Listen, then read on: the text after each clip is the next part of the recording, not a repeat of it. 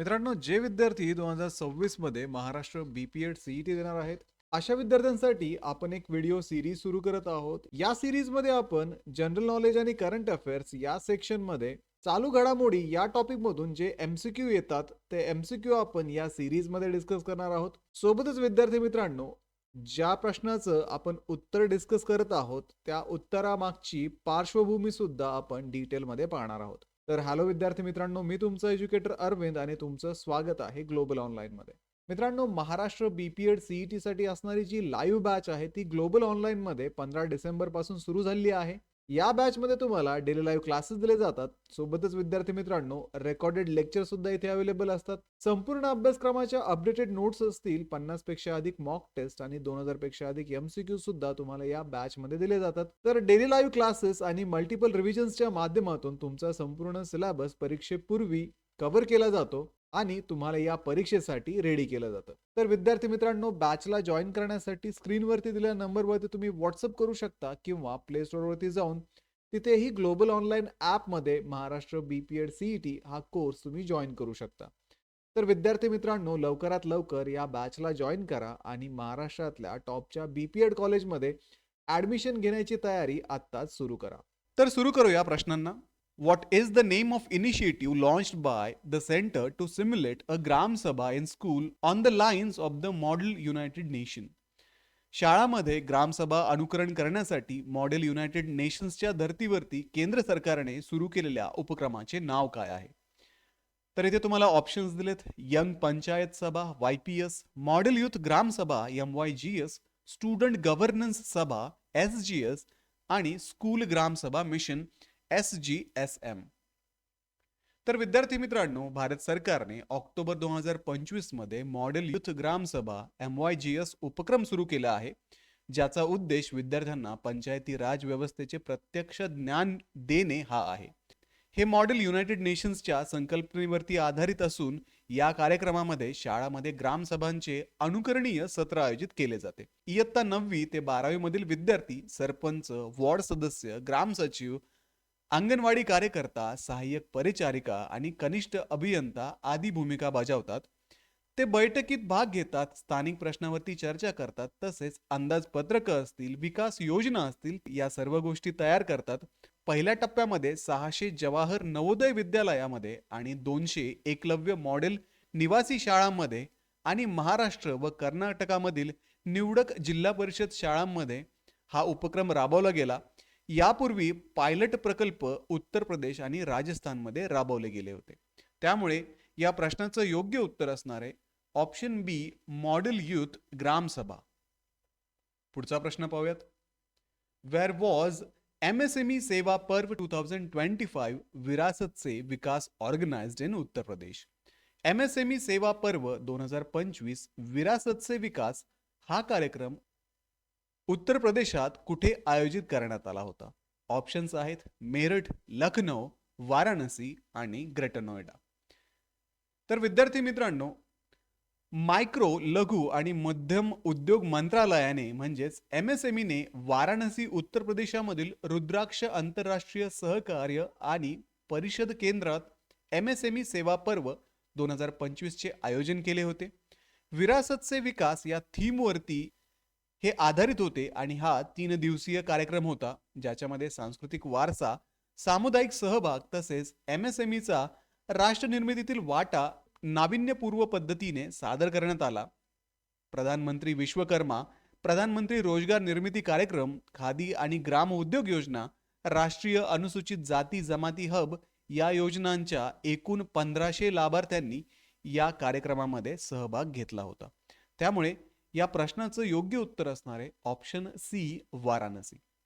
पुढचा प्रश्न आहे, भगवान महावीर वाईल्ड लाईफ सँच्युरी is located in which state? Bhagwan Mahavir वन्यजीव अभयारण्य कोणत्या राज्यात आहे? तुम्हाला इथे ऑप्शन्स दिले, तमिळनाडू, गोवा, कर्नाटका, आंध्र प्रदेश. तर विद्यार्थी मित्रांनो, पूर्व गोव्यातील मोलेम गावाजवळ हे अभयारण्य पश्चिम घाटाच्या पायथ्यावरती आहे. 1969 साली मोलेम गेम अभयारण्य म्हणून स्थापना करण्यात आले आणि नंतर भगवान महावीर वन्यजीव अभयारण्य असे याला नाव देण्यात आले. त्यामुळे या प्रश्नाचं योग्य उत्तर असणार आहे ऑप्शन बी गोवा. त्यानंतर पुढचा प्रश्न आहे what is the name of a campaign launched by union finance minister to facilitate the settlement of unclaimed financial asset across India. देशभरातील न मागितलेल्या आर्थिक मालमत्ताचे निराकरण सुलभ करण्यासाठी केंद्रीय अर्थमंत्र्यांनी सुरू केलेल्या मोहिमेचे नाव काय आहे? इथे ऑप्शन्स दिलेले आहेत. जनधन सुरक्षा अभियान, वित्तीय समावेश मिशन, आर्थिक समावेश मिशन, आपली पुंजी आपला अधिकार.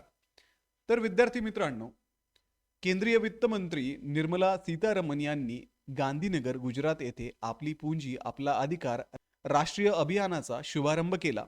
हा उपक्रम बँका, विमा कंपन्या, पेन्शन निधी, स्टॉक व म्युच्युअल फंड अशा संस्थांमध्ये असलेल्या अनामित आर्थिक संपत्तीचे त्वरित निवारण करून पात्र दावेदारांना पैसे परत मिळवून देण्यासाठी राबवला जात आहे.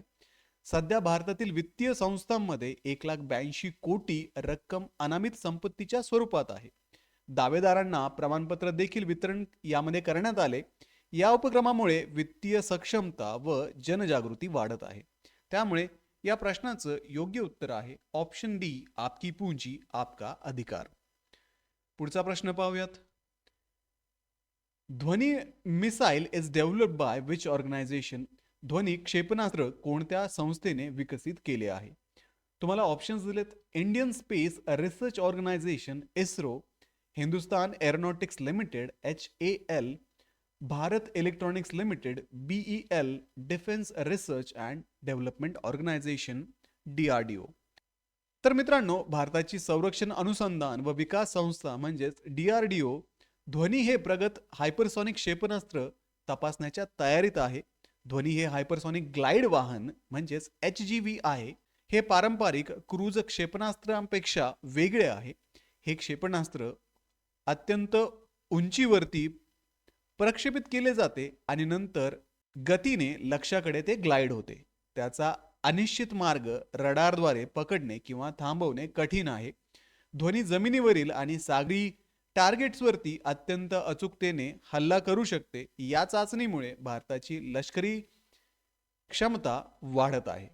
त्यामुळे या प्रश्नाचं योग्य उत्तर आहे ऑप्शन डी संरक्षण संशोधन आणि विकास संस्था defence research and development organisation DRDO. पुढचा प्रश्न आहे the rare European bird ortolan bunting was recently spotted in which Indian state.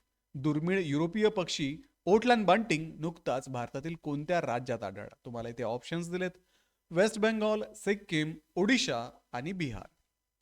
तर विद्यार्थी मित्रांनो, युरोपीय पक्षी ओटलँड बंटिंग बारुईपूर पश्चिम बंगालमध्ये नुकताच पाहण्यात आला.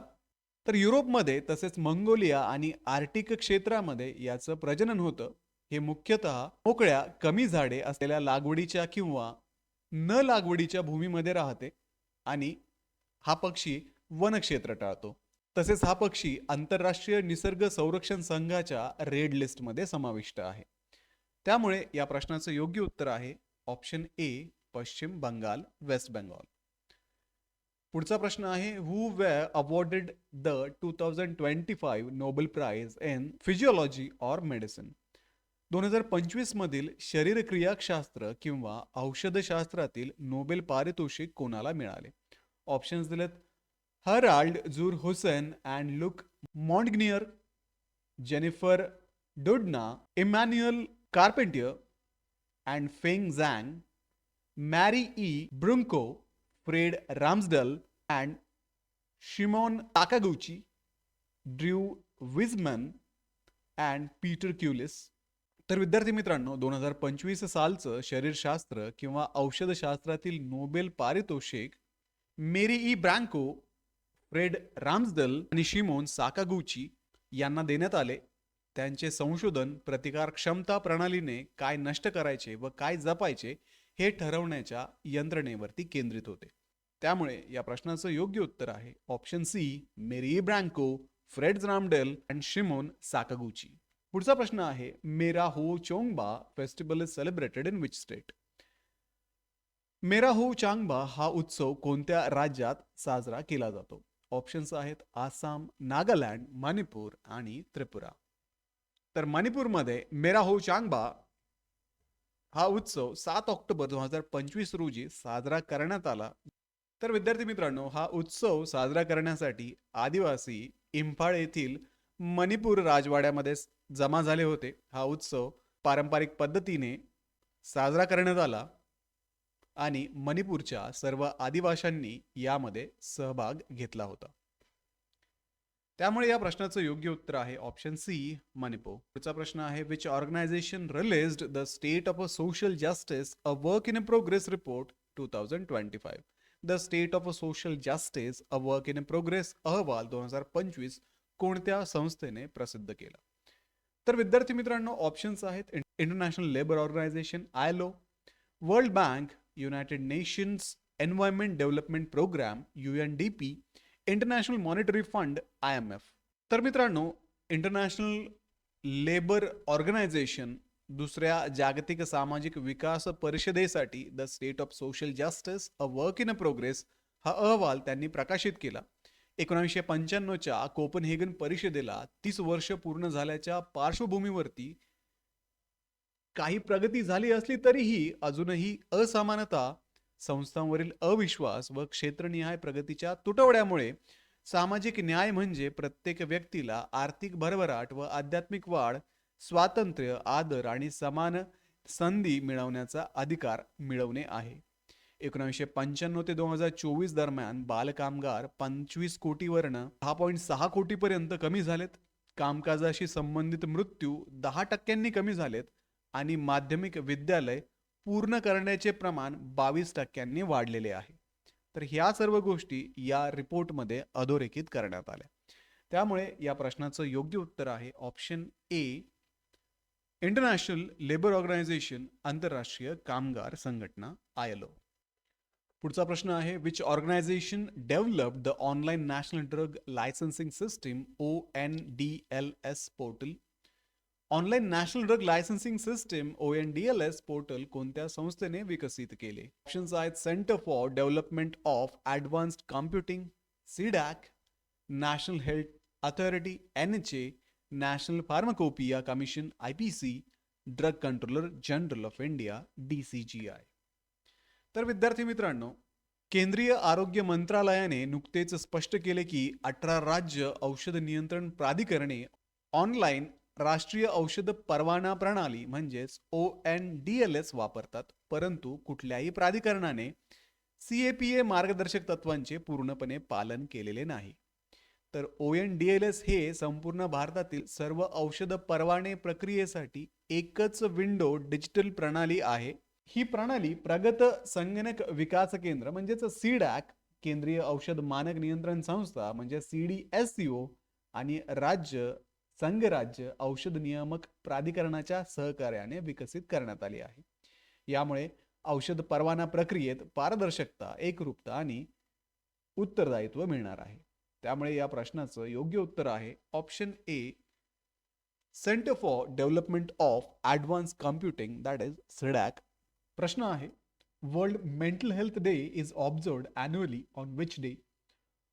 जागतिक मानसिक आरोग्य दिवस दरवर्षी कोणत्या दिवशी साजरा केला जातो? तुम्हाला ऑप्शन्स दिलेत ऑक्टोबर 7, ऑक्टोबर 8, ऑक्टोबर 9 आणि ऑक्टोबर 10. तर विद्यार्थी मित्रांनो, जागतिक मानसिक आरोग्य दिन दरवर्षी 10 ऑक्टोबर रोजी साजरा केला जातो. या दिवशी मानसिक आरोग्याविषयी जागतिक स्तरावरती जनजागृती करणं, समज आणि कृतीला प्रोत्साहन दिलं जातं. 2025 साठी मुख्य विषय आहे सेवामध्ये प्रवेश, आपत्ती आणि आपत्कालीन परिस्थितीत मानसिक आरोग्य. त्यामुळे या प्रश्नाचं योग्य उत्तर असणार आहे option D, 10 October. Which state has become the first in India to pass a bill amending the central wildlife protection act 1972? भारतातील वन्यजीव संरक्षण अधिनियम 1972 मध्ये दुरुस्ती करणारे विधेयक मंजूर करणारे पहिले भारतीय राज्य कोणते? ऑप्शन्स आहेत कर्नाटका, केरळ, महाराष्ट्र आणि तामिळनाडू. तर विद्यार्थी मित्रांनो, केरळ हे केंद्रीय वन्यजीव संरक्षण कायदा 1972 मध्ये सुधारणा करणारे पहिले भारतीय राज्य ठरले आहे.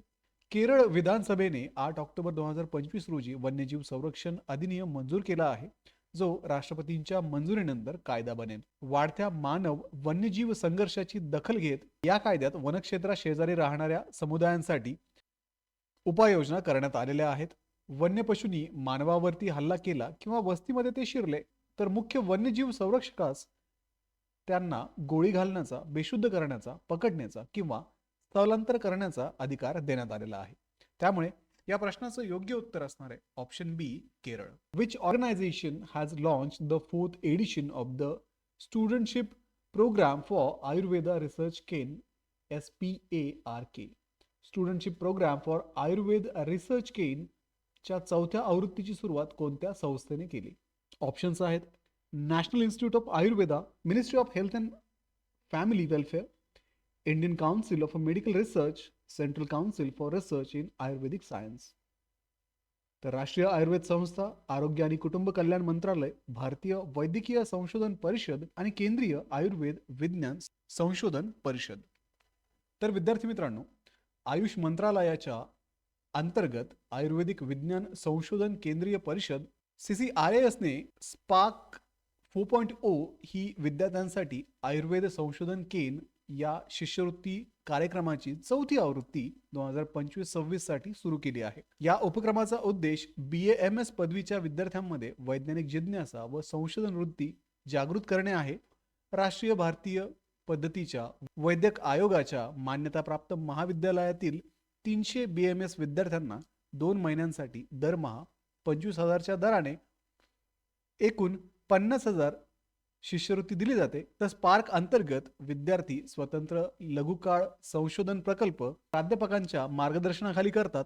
यात संशोधन पद्धती, प्रयोगांची रचना, डेटा ॲनालिसिस यांचा समावेश आहे. या कार्यक्रमाचा उद्देश आयुर्वेद क्षेत्रातील संशोधनाभिमुख पिढी निर्माण करणे आणि आयुष संशोधन परिसंस्थेचे मजबूतीकरण करणे हा आहे. त्यामुळे या प्रश्नाचं योग्य उत्तर आहे option D, central council for research in Ayurvedic science, केंद्रीय आयुर्वेद विज्ञान संशोधन परिषद. पुढचा प्रश्न आहे which state government has organised Swadesh Mela in October 2025. October 2025 मध्ये स्वदेश मेळा कोणत्या राज्याने आयोजित केला? ऑप्शन्स आहेत उत्तर प्रदेश, मध्य प्रदेश, गुजरात आणि कर्नाटका. तर विद्यार्थी मित्रांनो, उत्तर प्रदेश सरकारने 9 ऑक्टोबर ते 19 ऑक्टोबर 2025 या कालावधीत संपूर्ण 75 जिल्ह्यांमध्ये स्वदेश मेला 2025 आयोजित केला होता. उत्तर प्रदेश आंतरराष्ट्रीय व्यापार प्रदर्शनाच्या 3ऱ्या यशस्वी आवृत्तीनंतर हे मेळे सूक्ष्म, लघु आणि मध्यम उद्योग म्हणजेच MSME, खादी, हातमाग आणि हस्तकला उत्पादने यांचा प्रचार करतात. हा जो कार्यक्रम आहे तो स्थानिक उद्योजक आणि कारागिरांसाठी त्यांच्या वस्तू प्रदर्शित करण्यासाठी आणि विक्रीसाठी जिल्हास्तरीय व्यासपीठ उपलब्ध करून देतो. तसेच दिवाळीच्या सणाच्या काळात नागरिकांना वोकल फॉर लोकल अभियानाला पाठिंबा देण्याचे आवाहन करण्यात आले. स्वदेश मेळे देशी उत्पादने, वस्तू व सेवा कर म्हणजेच GST सुधारणा आणि सांस्कृतिक कार्यक्रम यांना अधोरेखित करतात. त्यामुळे या प्रश्नाचं योग्य उत्तर असणार आहे ऑप्शन ए, उत्तर प्रदेश. पुढचा प्रश्न आहे विच 2 ॲग्रिकल्चरल इनिशिएटिव्हज वर launched by prime minister Narendra Modi at the Indian agricultural research institute in October 2025. October 2025 मध्ये पंतप्रधान नरेंद्र मोदी यांनी भारतीय कृषी संशोधन संस्थेत सुरू केलेल्या 2 कृषी उपक्रमांची नावे कोणती? ऑप्शन्स आहेत PM Dhandhanya Krishi Yojana and mission for Atmanirbharta in pulses, PM कृषी समृद्धी योजना अँड PM किसान ऊर्जा मिशन, PM फसल समृद्धी योजना अँड मिशन प्रोटीन भारत, कृषी उत्थान अभियान and national agro prosperity mission. पंतप्रधान नरेंद्र मोदी यांनी नुकत्याच भारतीय कृषी संशोधन संस्था नवी दिल्ली येथे एक विशेष कृषी कार्यक्रमामध्ये भाग घेतला होता. त्यांनी भारतीय कृषी क्षेत्र सशक्त करण्यासाठी एकूण 35,440 कोटींच्या 2 मोठ्या योजनांचा शुभारंभ केला. PM धनधान्य कृषी योजना 24,000 कोटींच्या बजेटसह आणि 100 जिल्ह्यामध्ये उत्पादकता, पीक वैविध्यीकरण, सिंचन, साठवण आणि शेतकऱ्यांसाठी कर्ज सुरू करण्याचा उद्देश या योजनेचा आहे. Mission for Atmanirbharta in pulses ही योजना 11,440 कोटीच्या निधीसह डाळ उत्पादनात वाढ करणे, 35 लाख हेक्टरपर्यंत लागवड वाढवणे आणि खरेदी आणि मूल्य साखळीला पाठबळ देणे या बाबींवरती लक्ष केंद्रित करते. त्यामुळे या प्रश्नाचं योग्य उत्तर असणार आहे option A, PM Dhandhanya Krishi Yojana and mission for Atmanirbharta in pulses. पुढचा प्रश्न पाहूयात. The new begonia species Chaunabukuchulu Aryarakta was recently discovered in which state? Chaunabukuchulu Aryarakta या नव्या बेगोनिया प्रजातीचा शोध नुकताच कोणत्या राज्यात लागला? ऑप्शन्स आहेत अरुणाचल प्रदेश, सिक्कीम, नागालँड आणि मणिपूर. तर विद्यार्थी मित्रांनो, अरुणाचल प्रदेशमधील शास्त्रज्ञांनी लेपाराडा जिल्ह्याच्या बसार भागात नुकतीच नवीन बेगोनिया प्रजाती शोधलेली आहे. या वनस्पतीचे नाव चोनाबुकुचुलू म्हणजेच आर्यरक्त ठेवण्यात आलेले असून याचा अर्थ शोभिवंत लाल असा होतो. हे नाव उपमुख्यमंत्री चोना मेन यांच्या सन्मानार्थ ठेवण्यात आले आहे. ही वनस्पती तिच्या जिवंत लाल पानांसाठी उल्लेखनीय आहे आणि नैसर्गिकरित्या त्या प्रदेशामध्ये वाढते. त्यामुळे या प्रश्नाचं योग्य उत्तर असणार आहे ऑप्शन ए, अरुणाचल प्रदेश. पुढचा प्रश्न आहे, the Durand line was recently seen in news is the international land boundary between which two countries? Durand रेषा जी अलीकडेच बातम्यामध्ये होती ती आंतरराष्ट्रीय स्थलसीमा कोणत्या दोन देशादरम्यान आहे? ऑप्शन्स आहेत Afghanistan and Pakistan, India and Pakistan, India and China, Pakistan and China. तर विद्यार्थी मित्रांनो, पाकिस्तान आणि अफगाणिस्तान यांच्यातील ड्युरंड रेषेवर नुकताच सीमावाद झाला. ही 2640 किलोमीटर लांब सीमा 1893 मध्ये ब्रिटिश भारत आणि अफगाणिस्तान यांच्यात सर्वमान्य करण्यात आली होती. ही वादग्रस्त सीमा सर हेनरी मॉर्टिमर ड्युरंड यांनी आणि आमिर अब्दुल रहमान खान यांच्या दरम्यान वाटाघाट करून स्थापन करण्यात आली होती आणि इतिहासात नेहमीच तणावाचे कारण ही रेषा राहिलेली आहे. त्यामुळे या प्रश्नाचं योग्य उत्तर आहे ऑप्शन अ किंवा ए, अफगाणिस्तान आणि पाकिस्तान. पुढे आहे, Patrick Herminie won the presidential election of which country in October 2025? October 2025 मध्ये पॅट्रिक हर्मिनी यांनी कोणत्या देशाच्या राष्ट्रपती पदाच्या निवडणुकीत विजय मिळवला? ऑप्शन्स आहेत मॉरिशस, सेशल्स, मालदीव आणि कोमोरोज. विद्यार्थी मित्रांनो, सेशल्सचे विरोधी पक्षनेते पॅट्रिक हर्मिनी यांनी अध्यक्षीय दुसऱ्या फेरीच्या निवडणुकीत 52.7% मतांसह विजय मिळवला. तर विद्यमान अध्यक्ष वेव्हल रामकलवान यांनी 47.3% मते मिळवली. युनायटेड सेशल्स पक्षाचे प्रतिनिधित्व करणाऱ्या हर्मिनी यांचा पक्ष 2020 मध्ये सत्ता गमावण्यापूर्वी 4 दशकांपासून सत्तेवरती होता. त्यांच्या विजयामुळे त्यांच्या पक्षाला पूर्ण सरकारवरती नियंत्रण मिळवता आले असून काही काळापूर्वीच संसदीय बहुमत सुद्धा त्यांनी मिळवले होते. विशेष म्हणजे 2023 मध्ये हर्मिनी यांच्यावरती आरोप करण्यात आले होते जे नंतर रद्द करण्यात आले. ते 2007 ते 2016 या कालावधीत संसदेचे अध्यक्ष होते. त्यामुळे या प्रश्नाचं योग्य उत्तर असणार आहे ऑप्शन बी, सेशल्स. पुढचा प्रश्न आहे, what is the name of the mission launched by the Uttar Pradesh government to rejuvenate the Gomti river? Gomti नदीचे पुनरुज्जीवन करण्यासाठी उत्तर प्रदेश सरकारने सुरू केलेल्या मोहिमेचे नाव काय आहे? ऑप्शन्स आहेत Ganga cleaning mission, Yamuna action plan, Jalshakti Abhiyan, Gomti rejuvenation mission. Ganga Swachhata mission, Yamuna action plan, Jalshakti Abhiyan आणि गोमती पुनरुज्जीवन मिशन.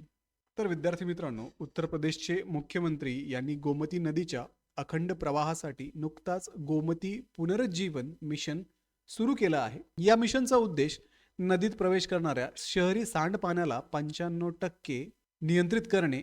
गोमती नदी ही गंगेची उपनदी असून तिचा उगम पिलीभीत जिल्ह्यातील गोमत ताल येथे आहे. ही नदी लखनौ, बाराबंकी, सुलतानपूर, फैजाबाद आणि जौनपूर यासारख्या महत्त्वाच्या जिल्ह्यामधून वाहत गंगेला मिळते. त्यामुळे या प्रश्नाचं योग्य उत्तर आहे option D, Gomti rejuvenation mission, Gomti पुनरुज्जीवन मिशन.